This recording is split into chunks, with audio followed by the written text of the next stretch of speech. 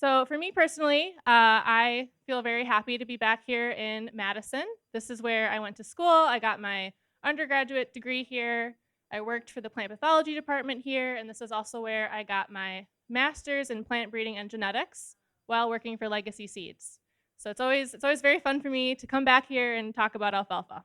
So I guess I'm not sure what everyone's background is here in the room. In case we're not familiar, we're here at the World Dairy Expo. Alfalfa, we affectionately call the queen of forages. It has been used as a forage crop for thousands of years. So people have understood the value of alfalfa for a very long time. Our job is just to keep improving it and keep breeding for diverse traits so that we can continue to use this really important crop for thousands of more years. So something that makes alfalfa a little bit unique, especially from a breeding perspective, is that it is a perennial tetraploid crop. So that means that there's a lot of genetic diversity. There's 4 copies of every single gene. So as a breeder, I really have to look hard for the traits that I'm trying to find. And that takes time. So being a perennial means that from the testing and development point of view, we really can't rush some of these things.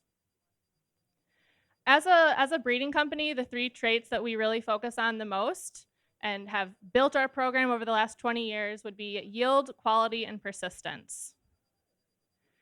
So those are very complex traits, actually, especially for a tetraploid. Alfalfa can have these traits. It's what a farmer can see. It's what makes milk. It's what makes money.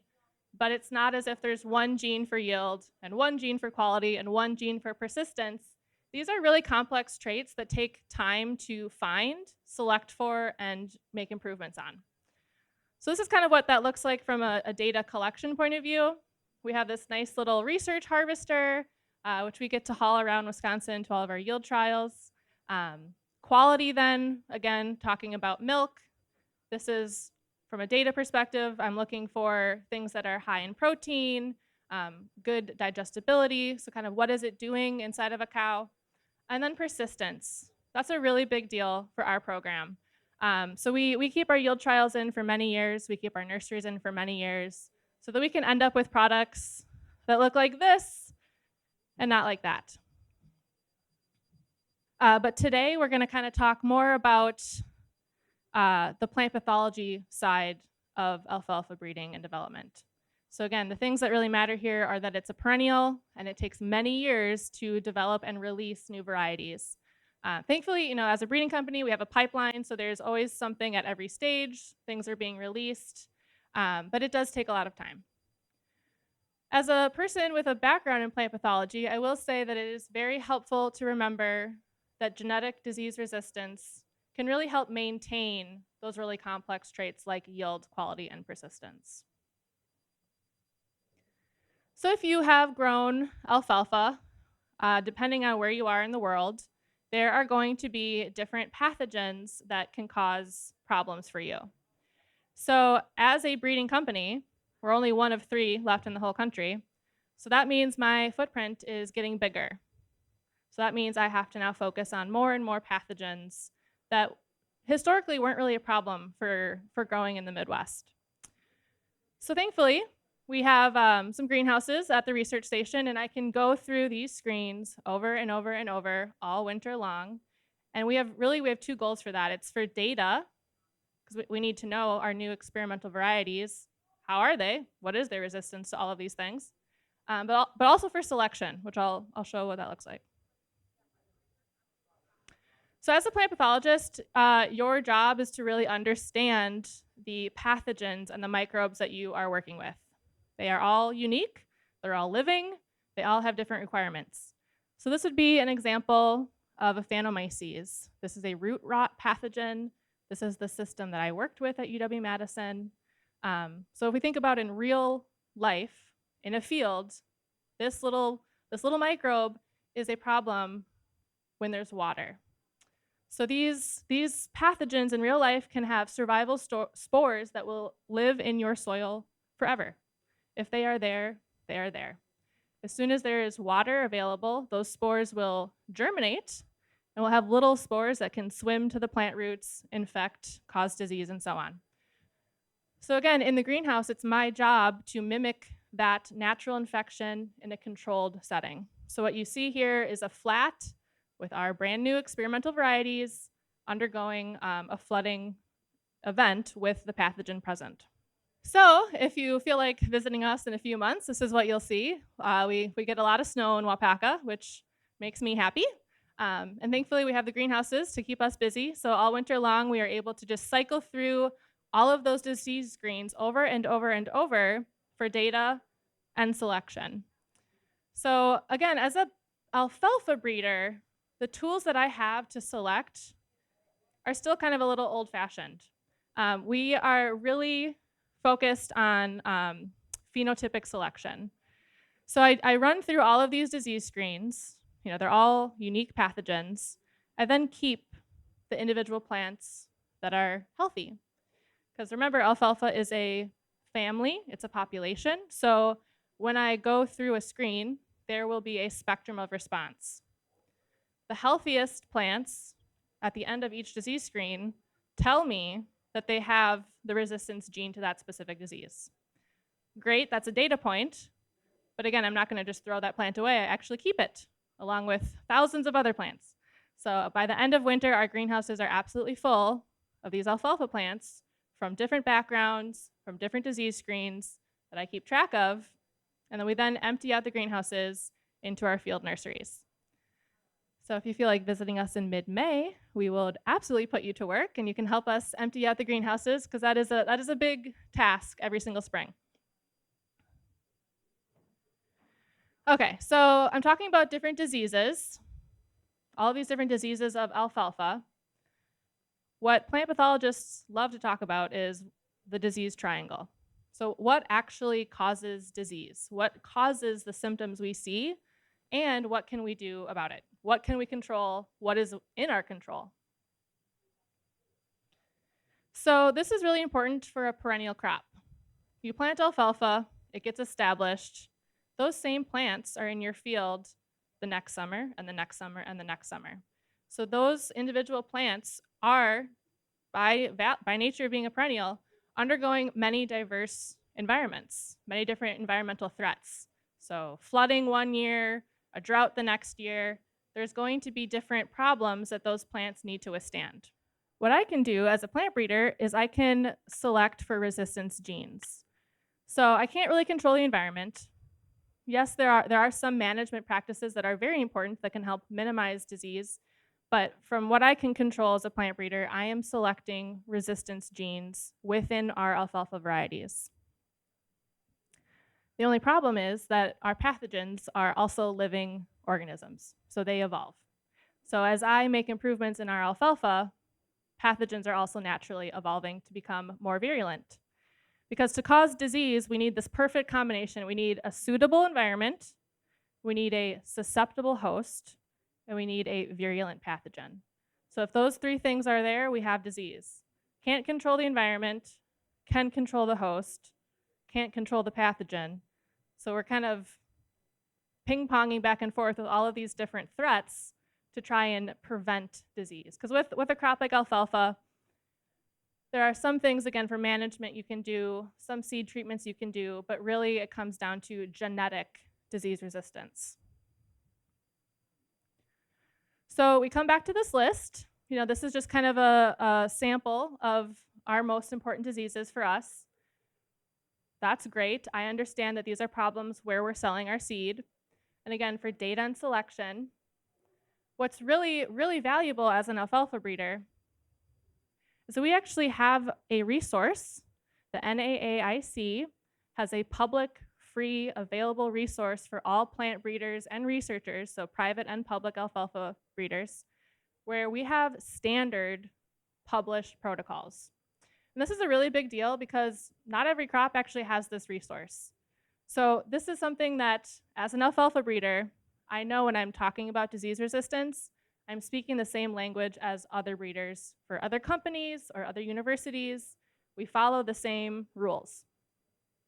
So this is what that would look like, for example, for Phanomyces. So we saw what that looked like. It was a flat it was flooded. These protocols tell you exactly what to do. They tell you which isolate, specifically which isolate of the pathogen to use. It tells you what day to flood, what temperature, how much daylight. It gives you a scale. So again, it tells you what to look for. It tells you, a 1 is resistant, a 2 is resistant. What does that look like? And then, very importantly, it gives you context. So every single disease has its own specific check cultivars. So that is a way as a balance to when we're looking at an unknown response, we can put it into context. So for example, again for Phantomyces, WAF1, developed at UW-Madison, is the resistant check to Aphanomyces race 1. It's cut off, but Saranac is the susceptible check to Aphanomyces race 1. So that means every single time I do a test, I have to include those checks because, come week 5, I go to rate my plants. If everything in the flat looks amazing, but Saranac didn't die, I have to throw that away. Something didn't work. So it's a way for all plant breeders to talk about resistance in a way that we know it worked, right? Because we're working with a lot of unknowns when we're getting data. We have to have something known to balance against. So that's great. We have this list of diseases. We're working with them all the time. Well, as I mentioned, these pathogens are dynamic. They evolve. What happens as a plant breeder when you go to your field and all of a sudden you see a new disease symptom? Well, you freak out. You get a little worried because this is now a real life example of a fungus that evolved. So this was cut off, but these photos are from Dr. Debbie Samak. She's at Minnesota. She has a joint appointment with the university and with the USDA. But this showed up in our field a few summers ago. So again, when we have a new disease, it's an unknown threat. We don't have a standard protocol. We don't know how to talk about data. We don't know what can we do about it. So basically, we see this new disease. It has pretty classic anthracnose symptoms. So that is a foliar fungus pathogen. But we had resistance to anthracnose. So it was kind of, well, that's weird. Why are we seeing this symptom? We know we have resistance to it. When you have a new disease and you have a field of alfalfa full of plants that look like this, well, that's a threat to the things we care about. That is a threat to yield, quality, persistence. Plants that are shriveling up and dying are not going to yield very much. They're not going to make a good quality hay, and they're not going to survive the winter. So what we were able to do, being down in this part of Wisconsin, this was actually at our Evansville field location where we saw the symptoms, we were able to work with Dr. Doug Rouse at the University of Wisconsin. He came down to the field with us, took samples of stems, brought them to his lab. We could kind of start to get to know this new threat. So again, it looks like anthracnose, so we kind of followed the steps that we would for anthracnose 1. So this is, in real life, we have alfalfa stems with these pretty gnarly looking lesions. If you bring this disease material into the lab with you and you put it in a moist chamber, those lesions start to sporulate. Well, you can scrape off those spores, smush them on a petri dish, and start to use it. So this is what that would look like under a microscope. We were able to confirm, yep, it's anthracnose, must be a new version of anthracnose. But again, in the meantime, what we can do is we work with what we know. So for years, we were able to use this isolate from Doug Rouse from our own fields in Evansville, Wisconsin. And again, we could kind of think about, well, how does this pathogen behave in real life? It's not a root rot pathogen, so I'm not going to add it to the flats and I'm not going to flood it. I'm going to put those spores into a water bottle and spray our plants and just kind of see what happens. So the first time we did that with a new pathogen, you're looking at anywhere from like 1 to 10% resistance because it's a brand new threat. So there's really low levels of natural resistance genes in our populations to a newly evolved pathogen. So thankfully, with our greenhouses, we were able to kind of use this isolate year after year, go through the process of making selections. So we're saving all of the plants that survived. We do that over and over. We put them in our nurseries. We use them to make new alfalfa varieties. Thank goodness, it was very heritable. So this disease-resistant gene appears to be dominant. It appears to be heritable. So we were able to make really, really fast improvements just with old-fashioned breeding. So we weren't the only ones to notice that this new disease showed up, right? So thankfully, meanwhile, Dr. Debbie Samak over in Minnesota was working to develop a new protocol. She understood that this is a big deal. This is a threat.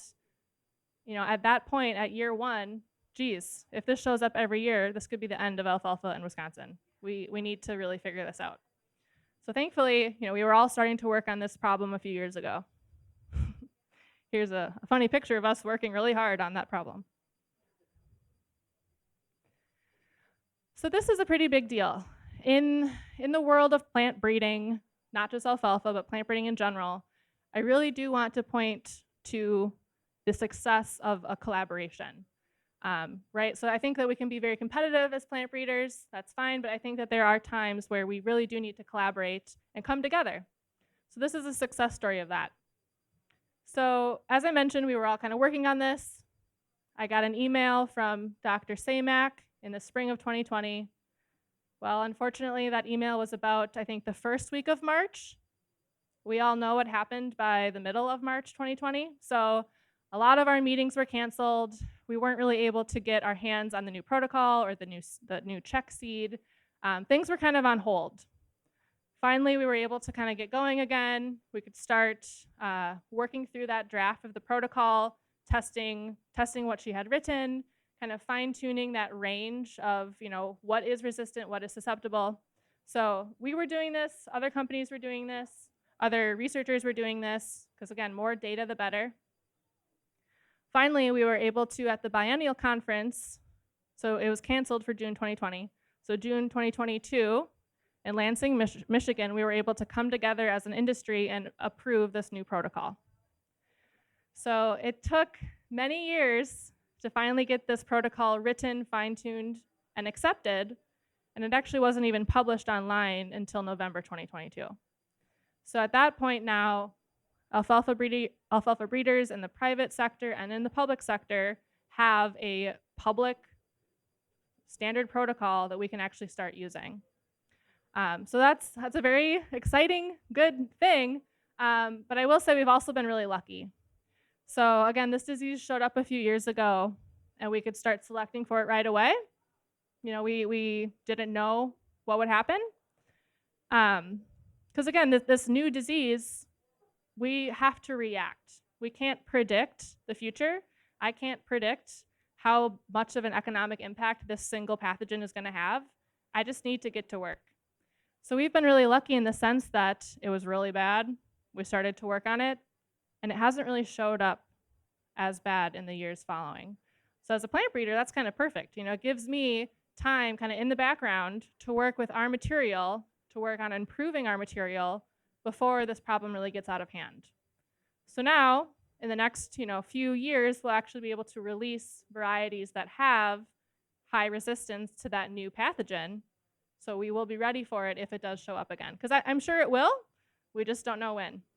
And that's kind of my job as a plant breeder and as a plant pathologist, is to try and predict future threats. Because again, it takes over 5 years to develop a new variety. It would be wonderful if I had a magic crystal ball and I could predict what's going to be a big deal for our customers 5 years from now, so I could start working on it. It's not the case. So this is kind of the classic plant pathologist conundrum, also known as job security. But we are running to stand still. So we are constantly making improvements and moving our stuff forward simply for those pathogens to continue to evolve alongside us. So this is just the story of one of those pathogens, but I'm sure in a few years I'll come back here and have another story to share with a different pathogen that's evolved. So with that, I would be happy to answer any questions.